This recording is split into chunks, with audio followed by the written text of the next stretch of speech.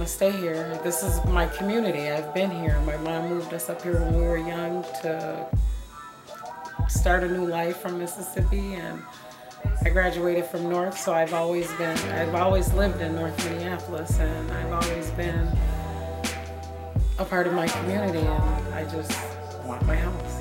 I think we need a revolution. Right?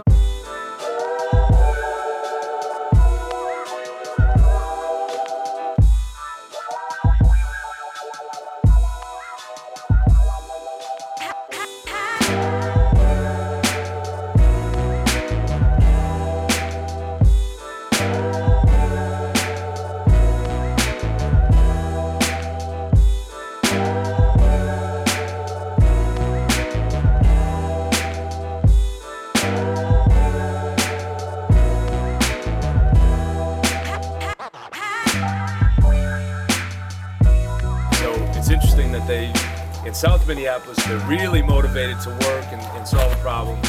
On the other end of town, they think the best solution is to jerk the house out from under people.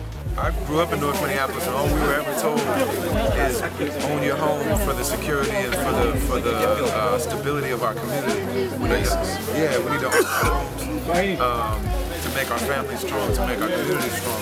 Buy our homes, own our homes, be these pillars for the community, especially places like this where they're needed so badly. And they're doing this really as a community service.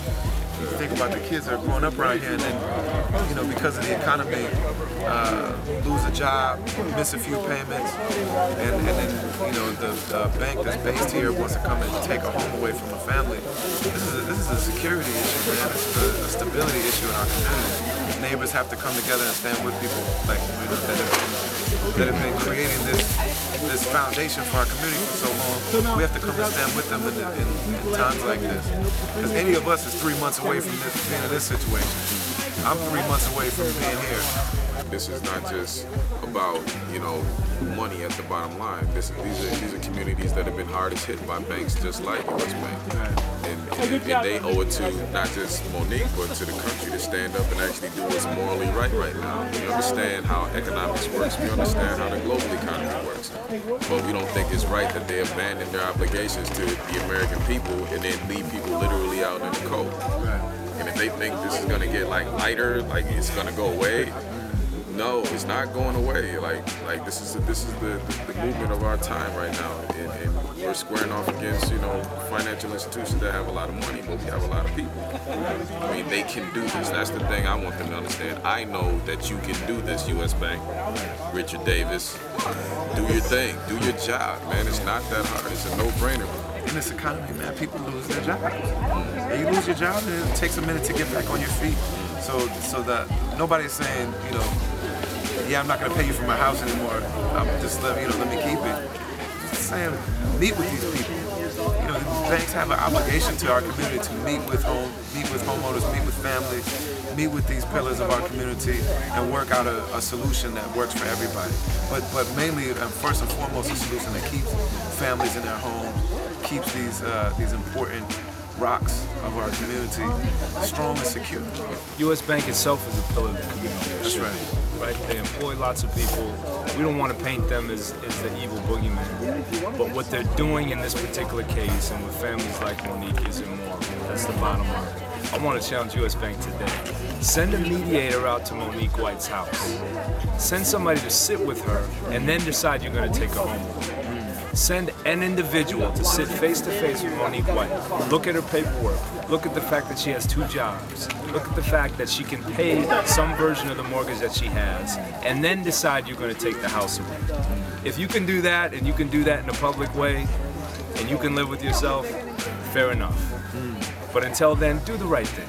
Reach out, fix this mortgage, do the right thing, be a good player. And be a leader. This is an opportunity. This is an opportunity for the banks that are in these situations to be out front on this issue and to set a new precedent. Everybody knows it's a problem, but this is an opportunity to be a leader. So this is a message to the kids. Don't stop yourself by thinking, oh, well, I'm just a kid, there is nothing I can do. There is something you can do. Next time you see your parents about to deposit a check, tell them about what U.S. Bank is doing to people's houses. They aren't even being reasonable about this. They're just being greedy. Tell your parents, like, hey, we should get involved in this. People are now doing this in Atlanta, and LA, and New York, and all around the country. And it started right here in Monique White's house. Wherever you live, your own community, wherever that may be throughout the state of Minnesota, organize with your friends and neighbors. Let us help you organize with your friends and neighbors to come up with a new solution, a new way to think about bank and foreclosure reform. It's not just about facts and figures and numbers, it's about families. Identify those families in your community that need some help, and we'll help you organize to defend them. From now until the National Day of Action on, I think, March 14th. Yo, hold that up to the camera, man. Yeah? Show them what can happen when the community gets together in like an hour and a half. This is what it looks like right here.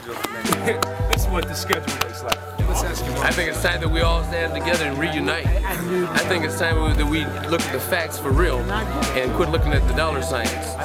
You know, I think it's time that we show some unity and some love. Great. Is there anything else you wanted to say? Okay. God bless America. All right. Thanks, Bobby. We need some blessings real soon.